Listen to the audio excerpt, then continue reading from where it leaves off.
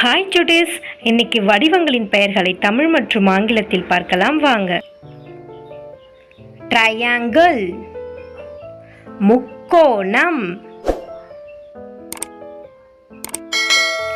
rectangle செவ்வகம்,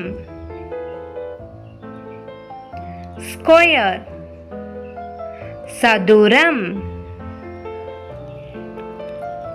parallelogram இணைகரம்,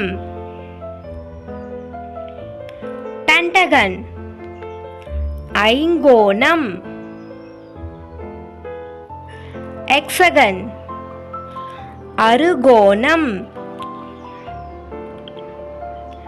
heptagon heptagon, octagon எண்கோணம்,